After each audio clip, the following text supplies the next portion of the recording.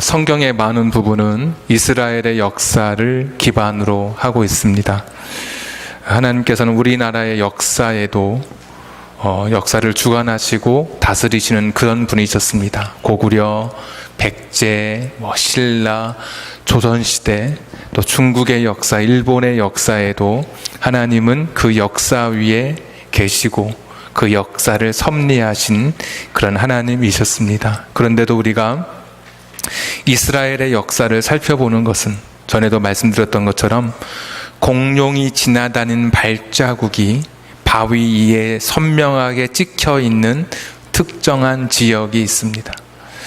공룡을 예측하고 공룡이 출현했던 것을 확인하려면 그 발자국이 있는 곳을 가서 보아야 하는 것이죠. 바로 이스라엘 역사가 하나님의 발자국이 선명하게 찍혀 있는 역사이기 때문에 그렇습니다. 우리나라 역사에도 하나님이 온 천지의 주제가 되시고 온 우주의 주인이시기에 우리나라 역사도 하나님이 간섭하셨지만 발자국의 흔적을 찾아보기 어렵고, 대신 이스라엘 역사에는 그 하나님의 동선, 하나님의 움직임을 우리가 쉽게 포착할 수 있기 때문에 이스라엘의 역사를 대략적으로나마 우리가 같이 말씀을 드리고 살펴보고 있는 것입니다. 우리가 흔히 지금 요즘에 계속 열왕기상을 이야기하면서 또 열왕기하를 이야기하면서 북이스라엘, 남유다 그런 이야기를 많이 들어보셨을 것입니다. 남유다는 지형적으로 남쪽에 있고 이스라엘은 북쪽에 있어서 그냥 북이스라엘, 남유다 그렇게 불렀습니다. 근데 북이스라엘과 접경지대에 있는 나라가 있는데 바로 이 나라가 아람이라는 나라입니다. 아람 나라와 많은 전투를 하게 되죠. 여러분이 아시는 아람 나라의 유명한 장군은 나만 장군. 북이스라엘의 선지자 엘리사에게 찾아왔던 나만 선지자도 북쪽 그 나만이라는 장군도 북쪽과 연결되어 있었기 때문에 아람에서 북이스라엘로 오게 되는 것이죠. 근데 아람 위쪽에 더 북쪽으로 올라가면 성경의 5대 제국이라고 불리우는 강력한 제국이었던 아수르라고 하는 나라가 위치하고 있습니다. 그러니까 아수르가 세력을 자꾸 확장하다 보니까 남하하기 시작했습니다. 남쪽으로. 그러니까 제일 먼저 눈에 있는 것이 보이는 것이 아람이고 그 다음 보이는 것이 북이스라엘이고 그리고 나서야 남유다로 이렇게 동선이 그어지게 되는 것이죠. 그래서 아수르가 어떤 기회만 되면 아람과 북이스라엘을 계속해서 조금씩 공격해 왔습니다. 근데 이게 이제 본격화되니까 아람과 이스라엘이 서로 적대 관계에 있던 두 나라가 연합을 했습니다. 하나의 나라로. 우리가 힘을 모아서 각자 싸워서는 안 되니까 우리가 같이 힘을 모아서 아수르에 대항하자. 근데 둘만 하기에는 너무 그래도 힘이 미약하니까 주변 나라들을 같이 동참시키려고 그렇게 아람과 북이스라엘이 계획을 세웠습니다. 당연히 남쪽에 있는 유다에게 이야기를 했겠죠. 우리 함께 힘을 모아서 저 아수르에 대항하자. 그런데 남쪽만 하더라도 이 남유다는 벌써 거리가 떨어져 있기 때문에 그렇게 시급하게 느꼈던 것 같지 않습니다. 그래서 이 두 연합군의 요청을 거절하게 되죠. 그것이 바로 오늘 5절의 이야기입니다. 5절 한번 보십시오. 아람의 왕 느신과 이스라엘의 왕 베가, 우리 얼마 전에 지난주에 베가가 제일 이름에 기억 남는다고 핸드폰 이름 때문에 말씀드렸던, 그러니까 아람과 이스라엘의 이 두 나라가 연합을 해서 예루살렘 남유다에 올라와서 지금 싸우려고 합니다. 그리고 아하스는 남유다의 11번째 왕이었거든요. 이 남유다를 에워싸고 있는 그런 상태입니다. 자, 아하스가 이제 고민이 깊어지겠죠. 내가 이 두 연합군을 선택할 것인지 아니면 내가 아수르를 선택할 것인지. 자꾸 이 두 연합군은 자기들과 함께 하라고 지금 이야기하고 있고, 또 아수르는 아수르대로 강력한 국가이기 때문에 가지고 있는 힘이 있고, 이 두 가지를 놓고 내가 어떤 길을 선택하는 것이 그것이 가장 좋은 선택일까, 최선의 선택일까 고민하기 시작합니다. 그러다가 7절에 보니까 아수르를 선택합니다. 한번 보겠습니다. 아하스가 아수르 왕 디글랏빌레셀에게 사자를 보내 이르되 나는 왕의 신복이요 왕의 아들이라. 이 정도까지 이렇게 자기를 낮춥니다. 아람 왕과 이스라엘 왕이 나를 치니, 말씀드렸던 연합군이 나를 치니까 청하건대 올라와 그 손에서 나를 구원하소서. 아수르를 선택한 것이죠. 8절에 보시면 곳곳에 있는 은과 금을 다 갖다 바칩니다. 9절 아수르 왕이 그 청을 듣고 곧 올라와서 다메섹, 아람의 수도입니다. 그러니까 아람을 쳐서 점령하여 그 백성을 사로잡아 기르로 옮기고 또 느신, 아까 아람의 왕의 이름이었는데 느신을 죽였더라. 아하스의 선택이 굉장히 합리적이고 정확했던 것처럼 보입니다. 성공한 선택, 아주 위대한 결단처럼 오늘 열왕기 하는 이제 이야기하고 있습니다. 그런데 이 병행 본문이라고 말하는 역대하 28장에 가보면 이 뒷이야기가 더 나오고 있어요. 근데 거기에 보시면 어떻게 되냐면 한 번은 아수르가 아람을 대항해서 이겨 주었는데 아수르 자체적으로 정치적인 내분이 일어나면서 아수르가 다른 나라에 영향력을 미치지 못하게 되자 아람이 남유다를 공격합니다. 원한이 있을 것 아닙니까? 그리고 북이스라엘도 남유다를 공격해 옵니다. 그렇게 도와달라고 해도 도와주지 않고 네가 아수르에게 붙어서 우리가 지금 아수르의 공격을 받고 있다. 이제 이런 마음을 가지고 이 북이스라엘이 남유다를 공격하는데 하루에 12만 명을 죽입니다. 엄청난 숫자입니다. 그 고대 도시에 12만 명이라고 하는 숫자는. 그리고 남유다의 20만 명을 포로로 끌고 가고 있습니다. 역대하 28장에 보시면 완전히 유다가 초토화되었습니다.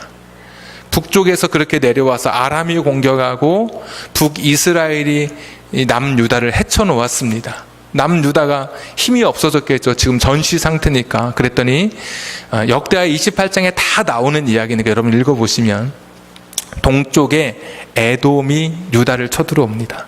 그랬더니 또 그러고 봤더니 서쪽과 남쪽에 위치했던 블레셋이 유다가 약한 틈을 타서 또 공격해 옵니다. 말 그대로 사면 초가입니다. 동서남북에서 다 유다를 공격해 오기 시작합니다. 심지어 믿었던 아수르마저 마음을 바꾸어 또 공격해 옵니다. 그것을 보면 이 아하스의 선택, 아하스가 결정한 것이 굉장히 바른 선택, 올바른 결정인 줄 알았는데 그것이 소위 패착이었습니다. 패착. 패착이라고 하는 것은 장기나 바둑을 둘 때 하나의 수를 둘 때 그 수를 잘못 둠으로 인해서 그 경기의 승패가 갈리는 것, 우리가 악수라고 말하죠. 그 한 수 때문에 성패가 갈려버리는 그런 거를 가리켜서 패착, 결정적인 그런 착점, 결정적인 한 수, 그를 패배케 하는 결정적인 그런 한 수, 패착, 바로 이것이 오늘 아하스가 결정했던, 아수르를 결정했던, 선택했던 그 결과입니다. 세상의 역사에서 말할 때 만일은 없다고 하지만 만약에 역사가들의 평가대로 만약에 아수르가 아니라 두 연합군을 선택했다면 결과는 조금 더 달라졌을지 모르겠습니다. 그러나 오늘 분명한 것은 아수르를 선택한 것, 이것이 우리의 눈에 볼 때 굉장한 이 아하스의 실수, 패착으로 보이고 있습니다. 그런데 성경에서는 진짜 패착이 따로 있다고 말씀합니다.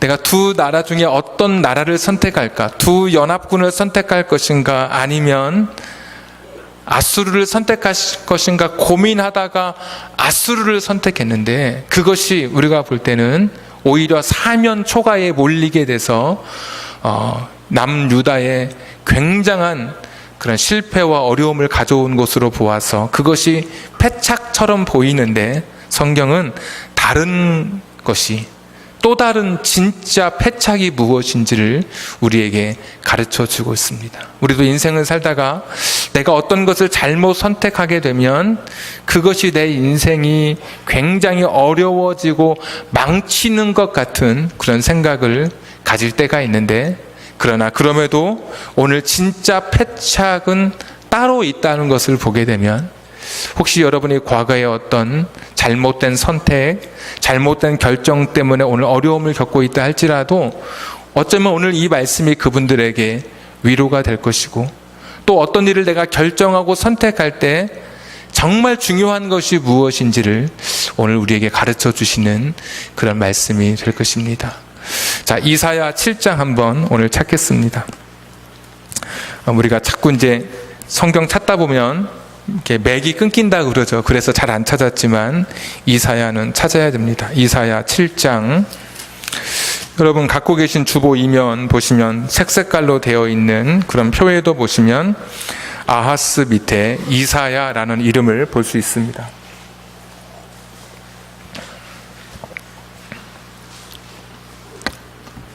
이사야 7장 1절, 975페이지. 우시야의 손자요 요담의 아들인 유다의 아하스 왕 때에, 지금 이때죠 우리가 말씀을 살펴보고 있는 아람의 느신 왕과 느말리아의 아들 이스라엘의 베가 왕이 올라와서 예루살렘을 쳤으나 등이 이기지 못하니라. 아까 열왕기하 16장 5절의 말씀 상황을 그대로 지금 똑같은 상황 속에 있는 말씀입니다. 7장 2절, 어떤 사람이 다윗의 집에 알려 이르되 아람이 에브라임, 그러니까 북이스라엘과 동맹하였다 하였으므로 왕의 마음과 그의 백성의 마음이 숲이 바람에 흔들림같이 흔들렸더라. 그러니까 아하스가 지금 흔들리고 있는 겁니다. 내가 어떤 길을 갈까, 어떻게 할까.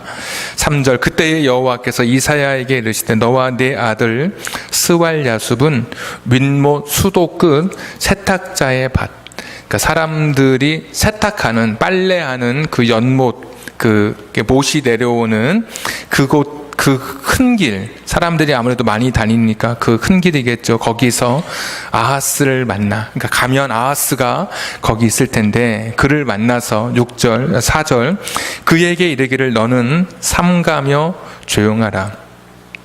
느신과, 아람의 왕이죠. 느신 왕과 아람 나라, 그리고 느말리아의 아들, 아까 베가라 그랬죠. 북이스라엘의 왕이 심히 노할지라도, 왜 화가 났죠? 연합군에 들어오지 않아서 화가 났죠. 이들은 연기나는 두 부직갱이 그루터기에 불과하니. 부직갱이라고 아십니까? 아궁이에서 불 잘 피라고 이렇게 나무막대로 들었다 놨다 하는 그거에 불과하니. 아무 때도 쓸모 없잖아요. 이미 타다 남아가지고, 타다 남은 거라서 어디 제목으로도 쓰지 못합니다. 그리고 스스로도 쓰지 못하는 그루터기에 불과하니, 그냥 연기만 나고 있는 것에 불과하니 두려워하지 말고 낙심하지 말라. 두려워하지 마라. 낙심하지 말아라. 5절, 아람과 에브라임, 북이스라엘입니다. 에브라임이라고 하는 이 사람이 그 요셉의 아들이었는데 이 사람이 북이스라엘의 가장 대표적인 지파였기 때문에 에브라임 하면 북이스라엘을 가리키는 표현이기도 합니다. 5절, 아람과 에브라임과 느말리아의 아들이, 이 느말리아의 아들은 베가, 그 북이스라엘의 왕이죠. 악한 꾀로 너를 대적하여 이르기를 우리가 올라가 유다를 쳐서 그것을 쓰러뜨리고 우리를 위하여 그것을 무너뜨리고 다부엘의 아들을 그 중에 세워 왕으로 삼자 하였으나. 지금 그렇게 하고 있는 거죠. 무너뜨려서 우리가 새로운 왕을 하자. 아하스는 틀렸어.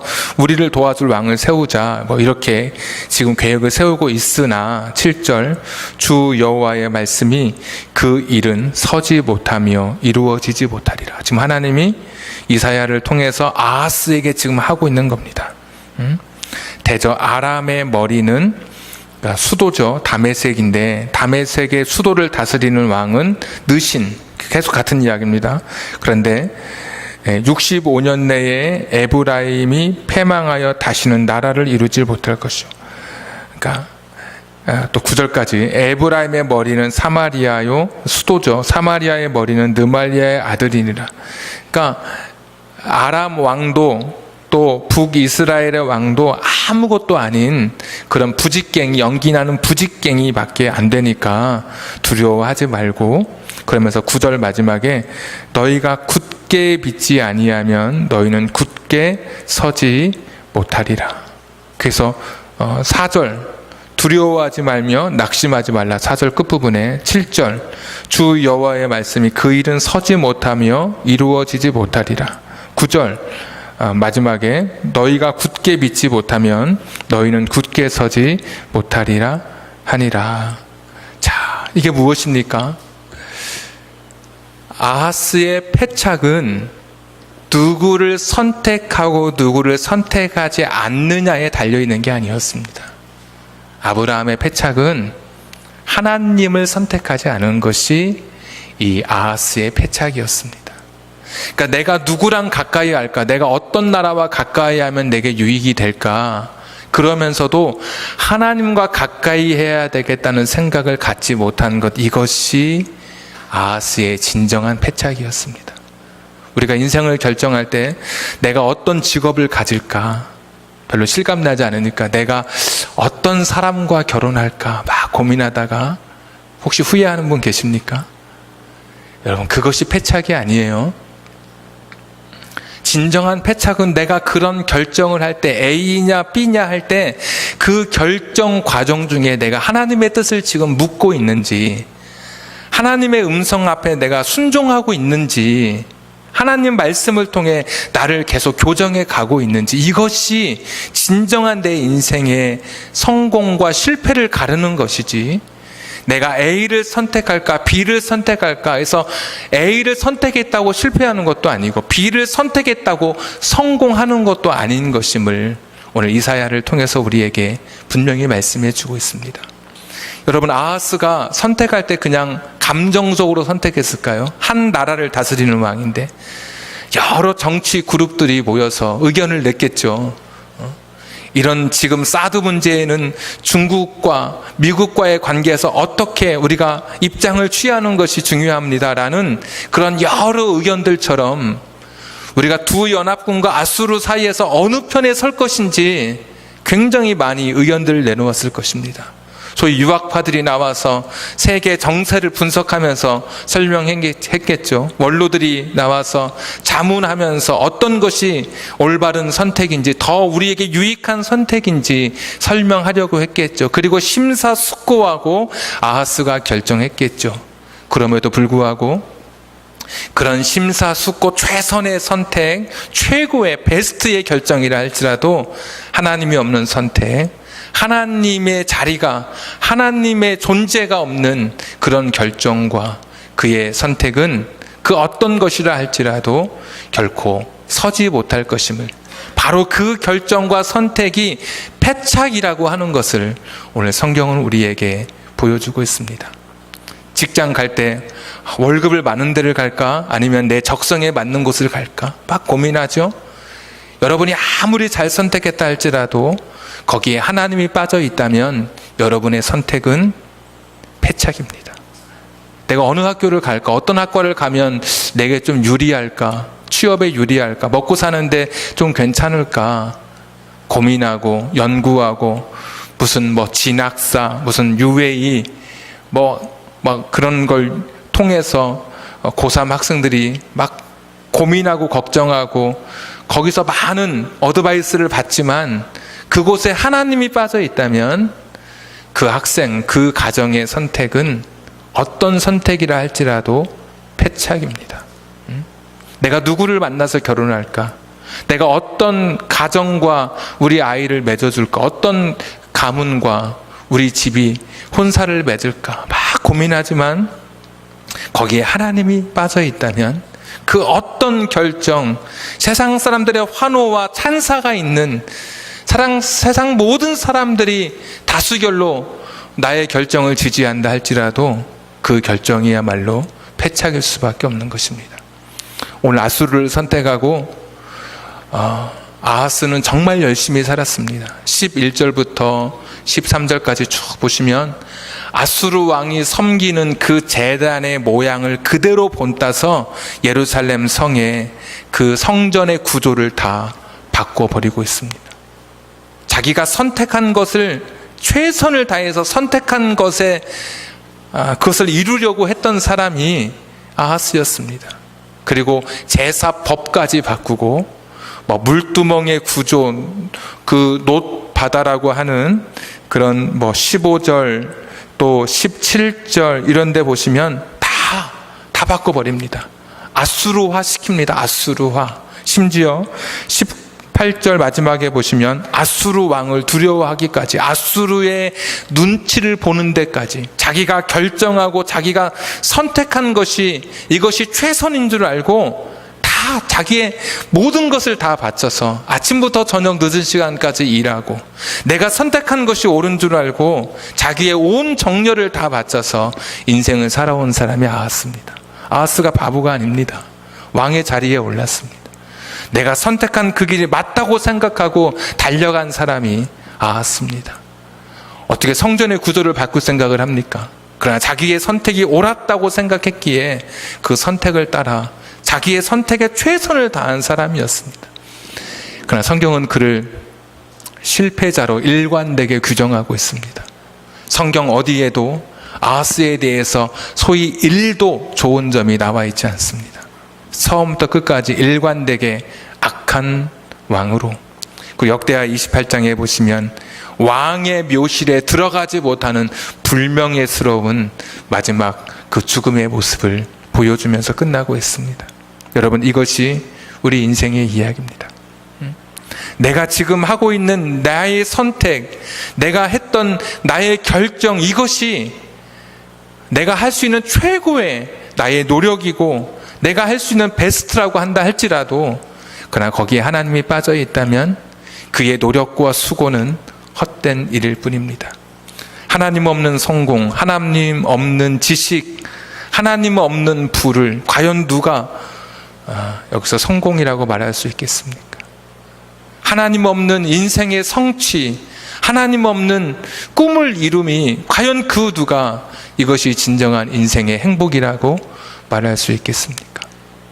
오늘 아하스의 패착은 내가 A냐 B냐를 선택하는 데 있었던 것이 아니라, 내가 누구와 가까울 것이냐를 결정하는 데 있었던 것이 아니라, 과연 나의 삶 속에, 나의 결정 과정 속에 하나님이 지금 그 자리에 계셨는지, 나는 하나님의 존재를 의식하고 있었는지, 이것이 그의 인생의 성패를 나누는 패착이었던 것을 우리에게 가르쳐 주고 있습니다.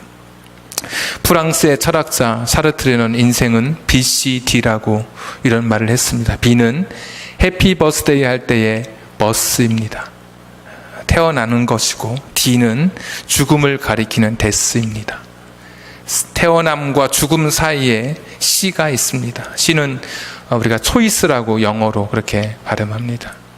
그러니까 태어남과 죽음 사이에 수많은 선택의 기로에 저와 여러분이 서 있습니다.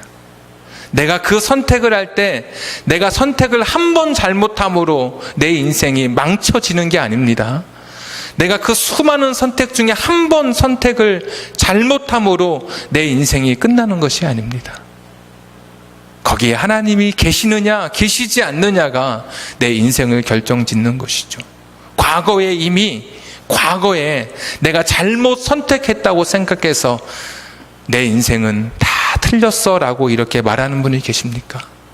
내가 그 사람을 만나는 것이 아니었는데 이런 거, 내가 그때 그 청혼을 거절했어야 되는데, 내가 그 사람과 사업하면 안 됐는데, 내가 그 직장에 들어가면 안 됐는데, 이런 결정이, 이런 나의 선택이, 바꿀 수 없는 선택이 내 인생의 패착이라고 생각하고 오늘 혹시 절망하는 분 계십니까?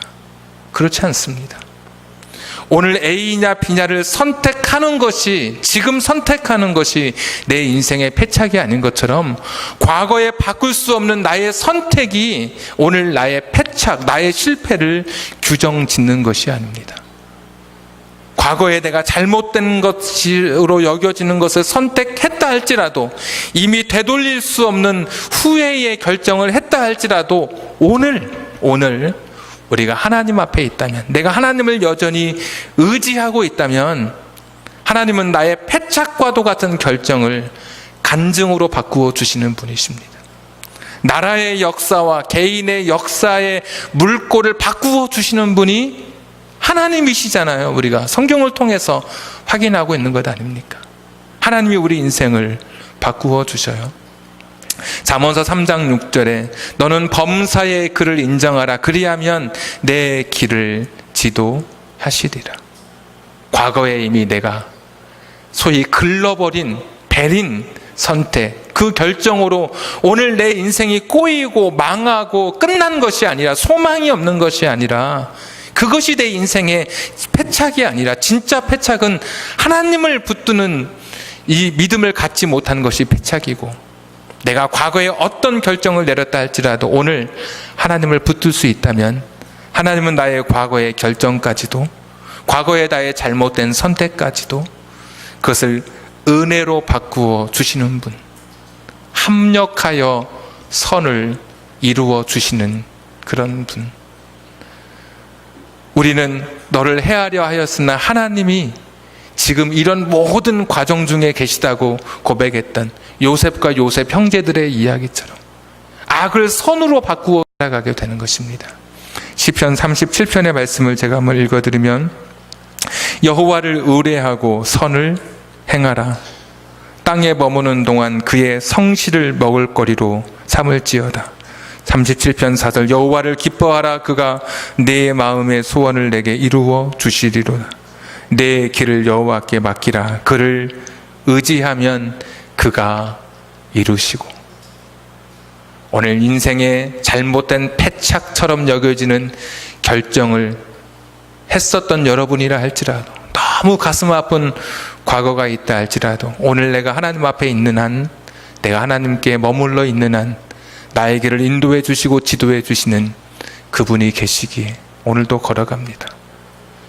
그러나 아무리 내가 최고의 선택, 최고의 결정을 한다 할지라도 거기에 하나님이 없다면 그 결정이야말로 어떤 결정이든, 좌우 간에 양당 간에 어떤 결정이든 그 모든 결정은 패착일 수밖에 없음을 오늘 이 말씀을 통해서 같이 깨닫게 됩니다.